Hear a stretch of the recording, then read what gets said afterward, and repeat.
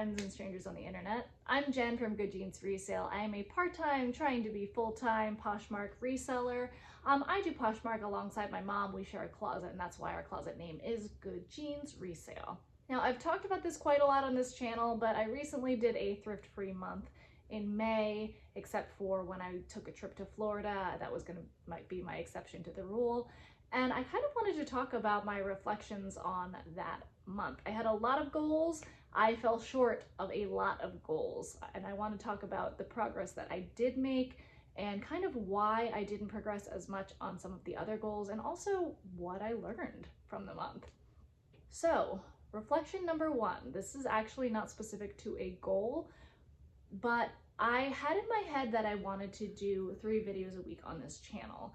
And for me right now in this phase of my life, I have decided that's just not super realistic.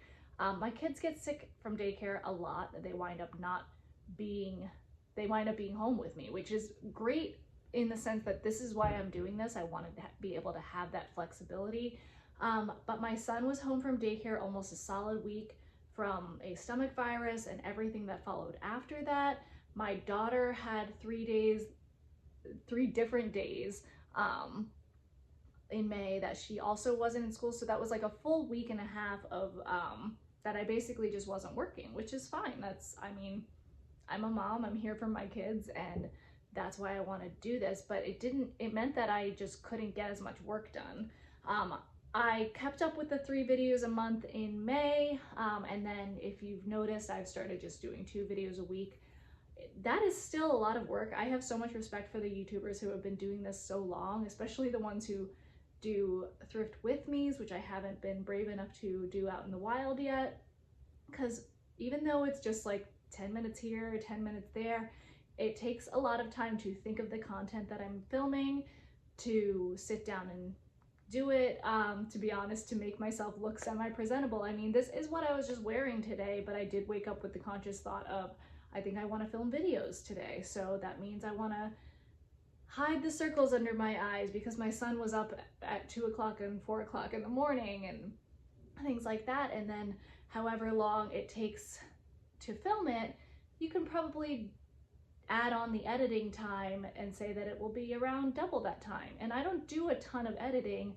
I take out long stretches where I'm gathering my thoughts and things of that nature, but I do have to watch the whole thing back to make sure that I'm coherent in it. So while that wasn't a goal, that is something that I've learned. I've also learned that I don't think I'm gonna do the like cutesy little like here are things I thrifted and here's how I'm styling them. They're fun, but they're a lot of work, and they haven't been garnering a lot of traction, which is fine. I had a good time doing them. But for the amount of time that they take, they were probably the most time-intensive videos I've done, and they have gotten the least amount of traction. So I don't think I'm really going to be doing those anymore. So now let's talk about the goals that I did make for that thrift-free month. The first goal I made was not to thrift, and that one is the only one that I think I solidly accomplished. Well, that's not entirely true, but that is definitely the one that I did the best at. I said from the beginning I was going to thrift on my trip to Florida. I waited until I went to Florida, and then even when I came back, I didn't thrift until I'd gone through all of the things that I sourced in Florida. Another big goal that I had for May was that I wanted to start cross-listing. And I was really emphatic that I was going to do this, and guess what? I didn't do it. I really need someone to explain the other platforms to me like I'm 5. It's the shipping, for the most part, that intimidates me so much.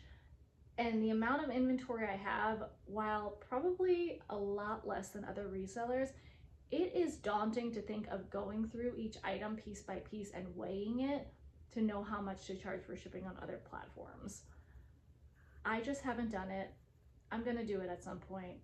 I'm just not there yet. And I'm trying to let myself be okay with that. I want to get on there this year, and I think making it a this year instead of this month goal is a lot more attainable to me. A personal goal was to organize my pantry and my kids' playrooms. That also didn't happen, but there are reasons for that. We are moving forward with a kitchen renovation, and I decided basically I don't want to have to organize the pantry twice in pretty short order. So I held off on that. And as far as the kids' playroom, instead of just buying like an IKEA organizer, my husband is opening the garage below my office. Okay. Instead of buying an IKEA organizer, my husband wants to build a custom organizer. He's pretty handy. And that way it will kind of be to the exact specifications and spaces that we want in the playroom. So again, decided to hold off on that for that reason. So here is the other goal that I pretty much accomplished: unpacking my inventory. Yes, if you saw my video where I kind of gave you guys a little tour of my very in progress office here, I bought an IKEA Calyx system that's over there off camera. It has 25 cube organizers in it. I created an inventory system and I unpacked everything that was already in my inventory.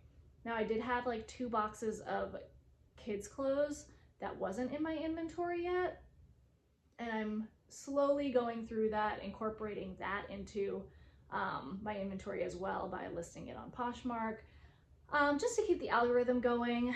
And it seemed silly for the stuff that I think would probably sell not to make a little bit of money off of it. For the stuff that's just like Target brands and Carter's, I think I'll either try to build bundles if I have enough of one size, or when I'm all done going through those 2 boxes, I will take it to Once Upon a Child, see what they'll give me, and donate the rest. So the business goals. I wanted to work on things like creating an LLC, getting a business bank account, getting a business credit card. I did absolutely none of that. It needs a lot of research. It just didn't happen this month. I also had to do a lot of kind of not fun admin stuff on the side, like getting a Georgia license, working on changing our tags over to Georgia. They wound up being more time consuming than I expected because we waited too long to do them. So there has been more red tape involved. And those things took a lot of time as well. And now the final thing is I had really wanted to do an entire audit of my inventory. Make sure that each piece I came across is listed. Make sure that each piece I came across, that I incorporated measurements into them. And I didn't do that.